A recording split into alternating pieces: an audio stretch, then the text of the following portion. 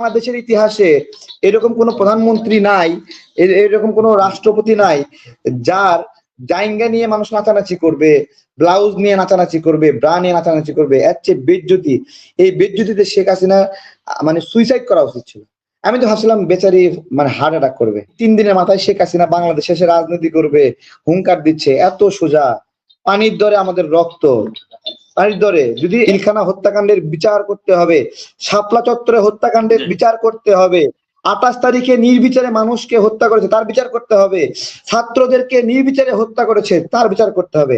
এখনই তাদের বাড়িঘর ভাঙচুর হয়েছে, সাধারণ কোনো মানুষের বাড়িঘর ভাঙচুর হয়েছে বলে আমার কাছে কোনো দেশের অভিভাবক, অভিভাবক হিসেবে আছে, সেই অভিভাবক জনগণকে ঘৃণা করে। মানে কতটা জিঘাংসা, ঘৃণা এবং বিদ্বেষ নিয়ে ছেলেদেরকে বললো যে রাজাকারের বাচ্চা, মানে রাজাকারের বাচ্চারা চাকরি পাবে, গণহারে এইভাবে ব্লেমিং করে দিল রাজাকারের বাচ্চারা। এটা মানে একটা প্রধানমন্ত্রী এই ধরনের বিদ্বেষপূর্ণ মনোভাব রাখা উচিত, এরকম ঘৃণা সূচক বাক্য উচ্চারণ করা উচিত।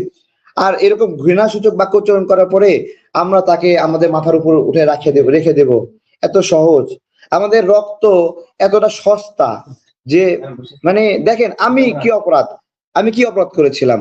আমি পানি খাওয়াতে গেছি, যে মুগ্ধ মারা গেছে না, মুগ্ধ মারা গেছে, আমিও একজন মুগ্ধ হতে পারতাম। পানি আমার পিঠে এখনো এখনো এখনো ওই যে স্প্লিন্টারটা রয়ে গেছে, আমি বের করতে পারিনি এখনো। হ্যাঁ, বের করব, আমি সুযোগ পাচ্ছি না ব্যস্ততার কারণে, আবার ঘা হয়ে শুকায় গেছে। আমি আমি ওখানে আপনার হলো এটা আমি দেখতেছি পিঠে রক্ত দিয়ে ভিজে গেছে, রক্ত দিয়ে ভিজে গেছে। ওখানে বসে দেখতেছি, আমি যে বসছি না, বসার সঙ্গে সঙ্গে মানে আমার মাথার উপর দিয়ে আরেকটা গুলি এসে আরেকজনের হাত একবার পুরা ছেদা মানে ছিদ্র করে নিয়ে চলে গেছে। ঠিক আছে? তো এই লড়াইটা কতটা ভয়ঙ্কর ছিল। আমার বাসায় যে উঠছে, আমার বাসায় আমাকে যখন নামালো দেখলাম সামনে 8টা গাড়ি, তারপরে পিছন দিকে তাকালাম দেখলাম 8টা গাড়ি, আর পরে আর দেখা যায় না। মনে হয় মানে তারা বড় একটা জঙ্গিকে ধরতে গেছে এবং তার জন্য গোটা 30 গাড়ির বহর নিয়ে আমাকে ধরতে গেছে, এরকম একটা অবস্থা। আমি কি অপরাধ করছি আন্দোলন কইরা, এরকম অবস্থা। এবং আমার যে দারোয়ান কেয়ারটেকার তাকে মানে পিঠে বন্দুক ধইরা বলতেছে ভাই সিঁড়িতে একটু দেরি হচ্ছে, আর সঙ্গে মানে বলতেছে খাঙ্কির পলা দেরি হচ্ছে কেন, এটা বইলা বন্দুক দিয়ে গুলি করার উদ্যস্ত হচ্ছে। আবার আমাদের যে কাজের মহিলা, সে আমাকে যখন নিয়ে যাচ্ছে তখন বলতেছে আপনারা কারা নিয়ে যাচ্ছেন আমাদের একটু বলেন যাতে আমরা জানতে পারি। তো তারে ওই একজন মহিলাকে তাকে মা বাপ তুইলা মানে যা যা খারাপ ব্যবসা খাঙ্কি এগুলো বইলা গালি দিয়া মানে আমাকে ওখান থেকে নিয়ে গেছে। এইরকম একটা সংকটময় মানে মানে বিপদ আতঙ্ক, মানে একের পর এক অফিসাররা এসে মারছে মারছে মারছে, মানে একজন মারতে মারতে ক্লান্ত হয়ে যাচ্ছে, আরেকজন এসে মারতেছে, একজন মারতে মারতে ক্লান্ত হচ্ছে, আরেকজন মারছে। হ্যাঁ, যে কি না টাকা পয়সা লেনদেন করছি আমরা, মানে গুজব ছড়াই দিচ্ছে। হানু আপু যুক্তরাজ্য থেকে আমাদের একজন ভাই, 2জন ভাই অসুস্থ হয়েছিল, আহত হয়েছিল, 4200 টাকা দিছে, তাই না? 4200 টাকা দিছে। সেই 4200 টাকাকে বলছে যে আমেরিকা থেকে বিরাট অঙ্কের ডোনেশন আসছে আমার কাছে, যে আমি হলো এই আন্দোলনে মানে ভায়োলেন্স করার জন্য ইয়ে করতেছি এইরকম ভাবে। ঠিক আছে? তো আমরা এই যে লড়াইটা করলাম এবং এমন ভাবে আমাকে জঙ্গি হিসেবে উপস্থাপন করছে পৃথ্বী, মানে তোমরা ওই ভিডিও গুলো দেখছো কিনা? মানে আমি যখন বাসায় এসে ভিডিও গুলো দেখতেছি আমারই ভয় লাগতেছে যে আমার 10টা হাত এবং 10 জায়গায় আমি খামসায় খামসায়, আমি মেট্রো রেল খামসায় খাইছি, আমি হলো মানে বনানী খামসায় খাইছি, আমি সেতু ভবন খামসায় খাইছি, আমাকে সব অভিযুক্ত কইরা জঙ্গি।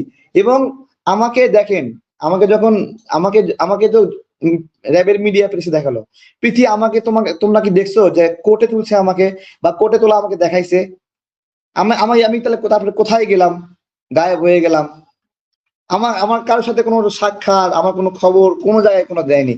10-12 দিন আমাকে একবারে অন্ধকারের মানে এমন একটা ভাবে রাখছে যে আমাকে যে কোনো সময় আমার অধ্যায় শেষ। সবাই মানে যে কোনো তারেক ভাই আপনি মনে হয় শেষ।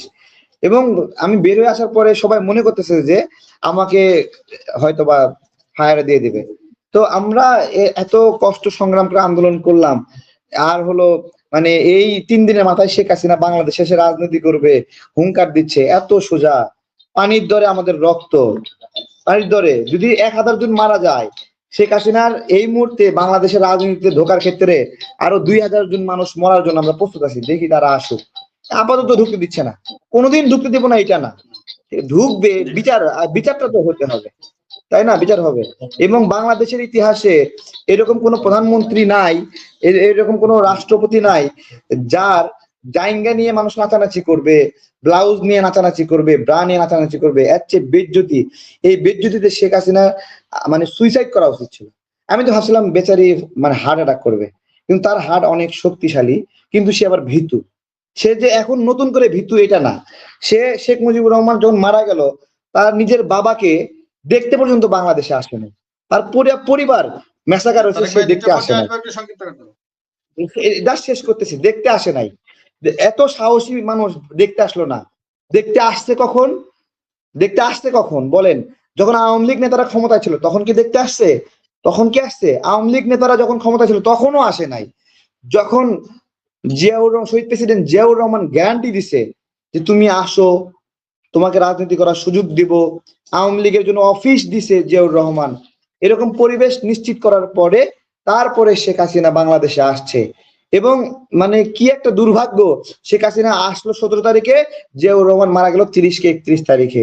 শেখ হাসিনা যে একটা সাপ, একটা বিষাক্ত সাপ, তার প্রত্যেকটা কাজকর্মে। এবং আমি আজকে বলছি যে শেখ মুজিবের পরিবার বাংলাদেশের নাগরিকের জন্য 1972, 73, 74 সালে যে অভিশাপ ছিল, এবং সেই অভিশাপটা কতটা ভয়ঙ্কর তা এই যে শেখ হাসিনা রয়ে গেছে না, তাকে দেখে বাংলাদেশের মানুষ চিনতে পারলো, ও এদের স্টাইলটা এরকম। ঠিক আছে, অনেক ধরনের অভিযোগ আছে, শেখ পরিবারের সদস্যরা মেয়েদেরকে উঠায় নিয়ে গেছে না, এর অভিযোগ আছে না? শেখ মুজিবুর রহমান নিজেই ক্রস ফায়ারের জন্য অভিযুক্ত একজন ব্যক্তি। সিরাজ শিকদারকে হত্যা করার পরে বলছে লাল ঘোড়া দাবড়ায় দিছি। জহির রায়হান যখন বলছে আমি কিছু বলতে চাই, তারপরের দিন মারা গেল কেন? বলেন কি এমন? মানে যদি দুর্ভিক্ষ হয় 71-এর পরে 72 সালে দুর্ভিক্ষ হবে, তাই না? 72-এ দুর্ভিক্ষ হবে। দুর্ভিক্ষ হলে যে পাকিস্তানের ওরা খাইয়ে গেছে, ইন্ডিয়াও লুটপাট করে নিয়ে গেছে, পাকিস্তানও নিয়ে গেছে, এখন দুর্ভিক্ষ। 72-এ দুর্ভিক্ষ কেন হলো না? আমার প্রশ্ন, 72-এ দুর্ভিক্ষ কেন হলো না? কেন দুর্ভিক্ষটা 73-74-এর দিকে গিয়ে ঠেকলো? তার মানে এই সময়টাতে শেখ মুজিবুর রহমানের একটা দুঃশাসন চলছিল। দেখেন, স্বয়ং মানে সেনাবাহিনী চুপ করে বুকে পাথর বেঁধে সহ্য করছে যে তাদের অফিসারদেরকে হত্যা করা হয়েছে পিলখানায়। সেনাবাহিনী বুকে পাথর দিয়ে সহ্য করছে। এবং তারা যখন সুযোগ পাইছে, কিভাবে শেখ মুজিবুর রহমানের ভাস্কর্যগুলো মানে একটা একটা করে ট্রেন দিয়ে ভেকু দিয়ে ভেঙে তছনছ করছে। এইটা শুধুমাত্র পিলখানার যে হত্যাকাণ্ড, সেই হত্যাকাণ্ডের একটা প্রতিক্রিয়া বলে আমি মনে করি।